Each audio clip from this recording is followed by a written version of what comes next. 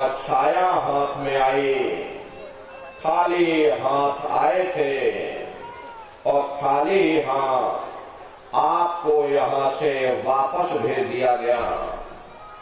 कहने का मतलब यह है कि उस परम पिता परमात्मा ने अति दया और कृपा करके आपको ये मनुष्य शरीर दे दिया और आपको स्वतंत्र कर दिया गया कि भाई मैंने तुमको ये मनुष्य शरीर दिया है तुम्हारी जीवात्मा के रहने के लिए। मैं तुम्हारी जीवात्मा को इस मनुष्य शरीर में बंद करता हूं। तुम मेरे मकान के द्वारा उस मालिक की भक्ति करके अपनी जीवात्मा का कल्याण करा लेना। मैंने कुछ समय के लिए तुमको ये किराए का मकान दिया है। जब समय पूरा होगा मैं अपने सिपाहियों को भेजूंगा।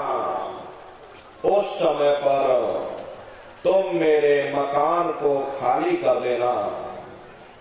उस समय न जमीन जायदाद काम आएगी, न जात और बिरादरी काम आएगी। मन को, बुद्धि को, चित्त को और जीवात्मा को निकाल करके इस शरीर से बाहर कर दिया जाएगा।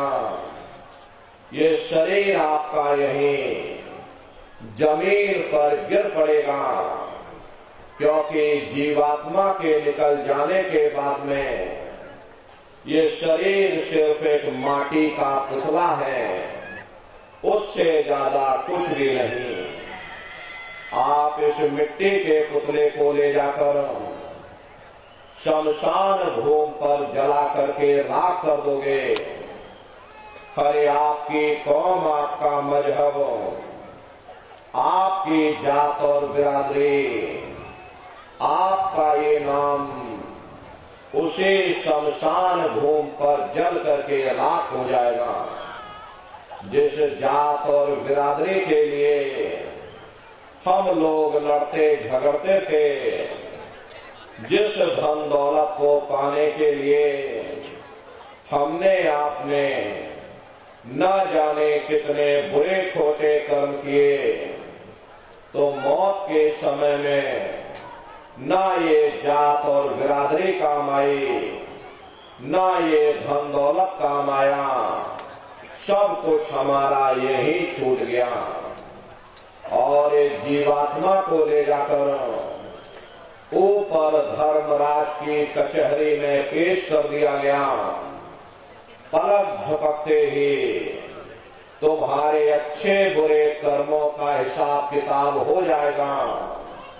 धर्मराज तुमको सजा सुना देंगे, ले जाओ इनको फलाने नरक में डाल दो, क्योंकि मैंने इनको मौका दिया था, मैंने इनको मनुष्य शरीर दिया था कि अब की बार गीता रामायण को पढ़ करके, उन धर्म पुस्तकों को पढ़ करके, किसी संत महात्मा की खोज करके, उनके बताए हुए रास्तों पर चल करके, उस मालिक की भक्ति करके अपनी जीवात्मा का कल्याण करा लेना।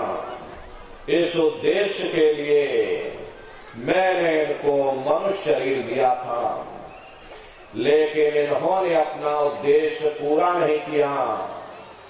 जब जब ये मनुष्य शरीर में आए, कभी इन्होंने विचार ही नहीं किया कि आखिर ये मनुष्य शरीर हमको क्यों मिला, क्या इसका उद्देश्य है, मरने के बाद हम कहाँ जाएंगे, हमारे बाल बच्चे कहाँ जाएंगे, हमारे रिश्ते नातेदार कहाँ जाएंगे और कैसे इनकी जीवात्मा का कल्याण होगा।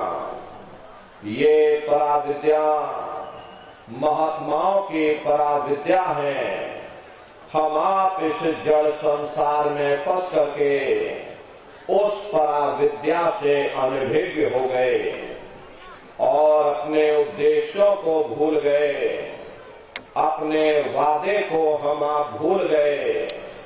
वो वादा जो हमने आपने माँ के गर्भ में किया था, जब माँ के गर्भ में हम आप उल्टे लटके हुए थे, सिर हमारा नीचे था, पैर हमारे ऊपर थे, उस समय परमात्मा से वादा किया कि हे परमात्मा, इस बार हमको मनुष्य शरीर दे दो, हम भजन करेंगे, भक्ति करेंगे, हम अपनी जीवात्मा का कल्याण करेंगे। लेकिन मनुष्य शरीर मिलने के बाद में ना आपने भजन किया, ना भक्ति की, बस माया की छाया में फंस करके इस मिथ्या जगत को अपना मान करके हम आप इसी में गोता खा रहे।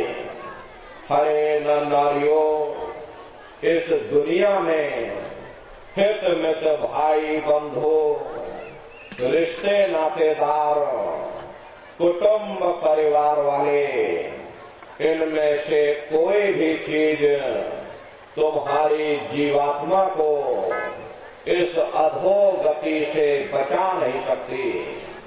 हम कौन हैं, हम कहां से आए हैं और हमें जाना कहां है, ये मानव मात्र के लिए एक जटिल प्रश्न बना हुआ है।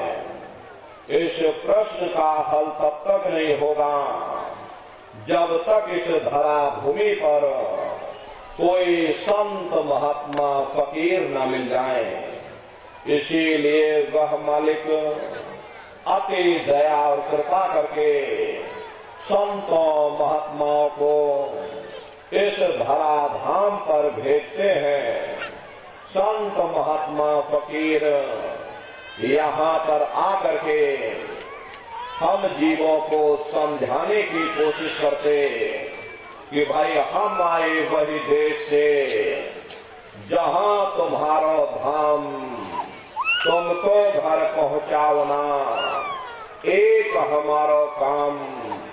हम उसी देश से आए हैं जिस देश के तुम रहने वाले हो, परंतु तुम अपने सच्चे देश को छोड़ करके इस झूठे काल और माया के देश में फंस गए।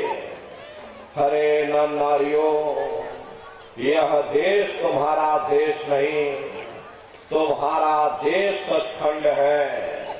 ये कौम तुम्हारी कौम नहीं, तुम्हारी कौम सतनाम है और ये जीवात्मा उस सतनाम रूपी समुद्र की बूंद है।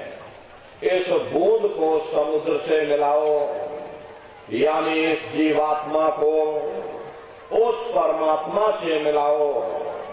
महात्मा प्रेम से समझाते हैं कि भाई वो परमात्मा है, वो आपको मिलेगा, जीते जी मिलेगा, इसी मनुष्य शरीर में मिलेगा। इसी मनुष्य शरीर के अंदर जा करके परमात्मा से मिलने का वह एकमात्र दरवाजा है। उस दरवाजे का भेद केवल संतों महात्माओं को ही प्राप्त है। ये दुनिया के लोग, दुनिया की आवाम जनमानस दुनिया के ज्ञान को